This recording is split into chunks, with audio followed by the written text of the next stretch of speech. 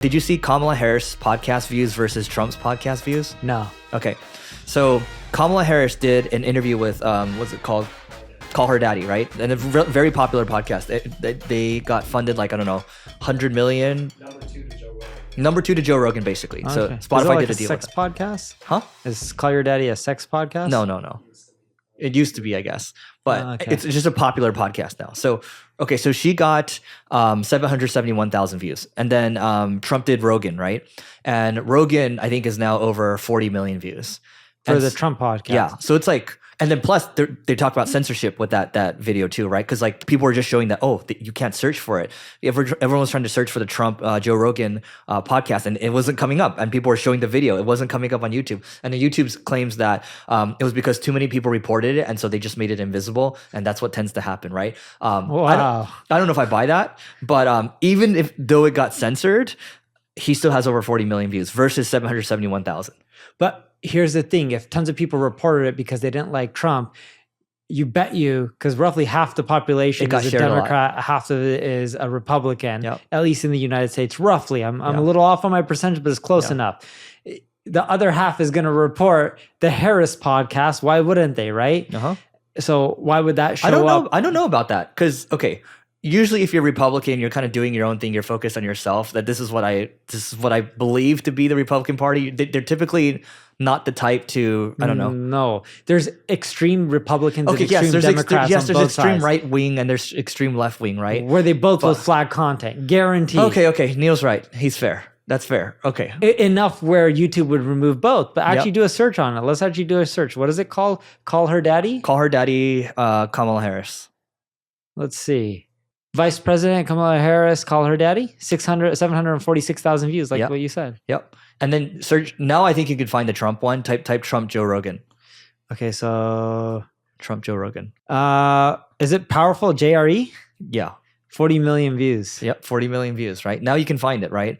Our point of saying all this is, we support Kamala Harris or Trump. No, it's more so Trump's brand is just really strong. And I think he's got like this rabid fan base behind him, right? And so when you kind of built like this cult following, the numbers reflect it at the end of the day. His brand is polarizing. Yes, and Polarizing gets views. Yes. Harris's brand isn't as polarizing, but a lot of people on the other side are voting for Harris or want to vote for Harris because they don't like the Trump brand, if I had to take a guess. That's what's making her more popular. I told you about this, right? So I just randomly did an experiment earlier this year. I like a couple of Ubers that I sat in this year, I just asked them, who are you going to vote for, right? And then they would always say Harris, right? I was like, okay, interesting. So what do you like about Harris's policies? And they're like, oh, it's just not Trump. And then I asked my one of my close family members, we'll leave it at that. I was like, okay, so who are you going to vote for? It's like Harris. I was like, okay, what do you like about Harris's policies, right? It's like, he's like, oh, I just, the other person's so evil. I can't, I was like, but like, tell me any policies? Like, no. So to your point, it seems like a lot of people are voting just because not Trump. Yeah. Yeah.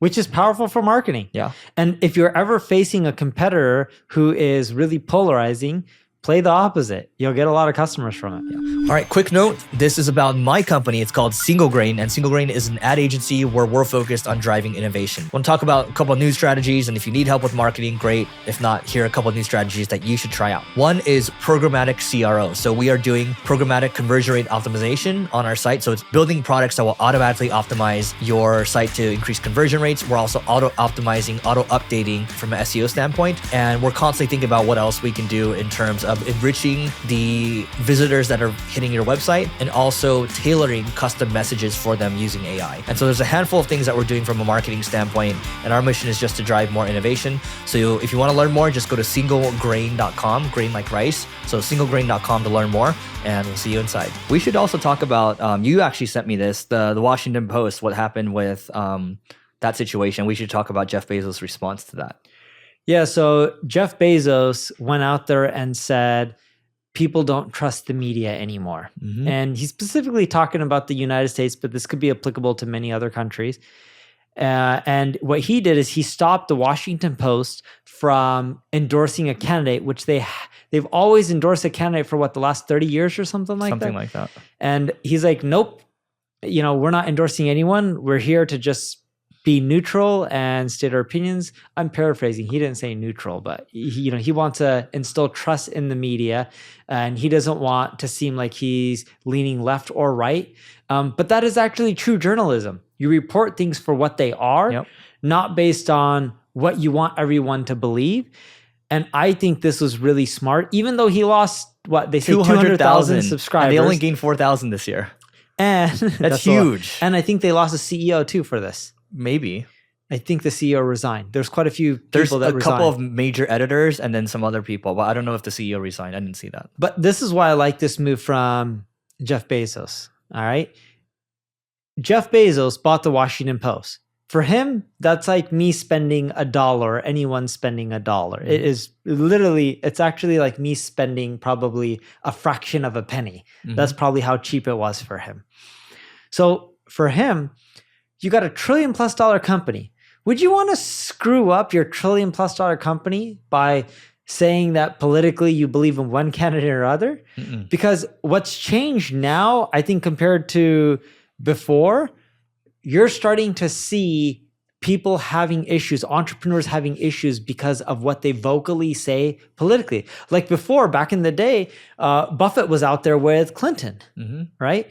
And you're now seeing a lot of entrepreneurs get away from endorsing any candidate. And if you look to see what's happening, look with Elon. California did not want to give him approval for more rocket launches, and they cited because of his political views and his endorsement of Trump. And then you also had his pay package removed of what, $50 billion or $40 billion or something like that. If I was an entrepreneur or I'm in business, people may not like this, but don't mix politics in with your marketing and your business. Keep them separate. You should just avoid talking about anything related to politics. And the reason you don't want to talk about politics is you can polarize your employee base, you can polarize your customer base. And I think the main thing that matters to me, at least, is when you polarize your employee base, you can't get good work done, and it actually affects it's the downstream effects for your business. The bottom line, everything, right? And so that's why I was sitting at a dinner and I was speaking at an investor conference earlier this year, and one of the YouTubers there is like, "Dude, Eric, you should just really speak your mind on what you think." And I was like, "No, that doesn't make sense." And he's like, "Well, no, you'd get so much more views." I'm like, I also polarize my employee base too, because when you start to say polarizing things, you're gonna have people to disagree with you. And so then he was just kind of like stared at me, and I was like, "Yep." So anyway, take that. That's food for thought. Some people like it to get views, but what matters more? Is it views or actually doing the mission of your company and growing your company?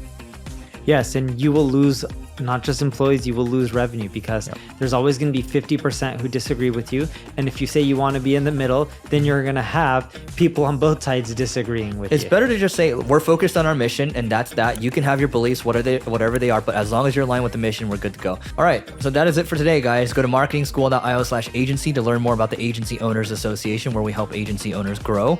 And that being said, we'll see you tomorrow.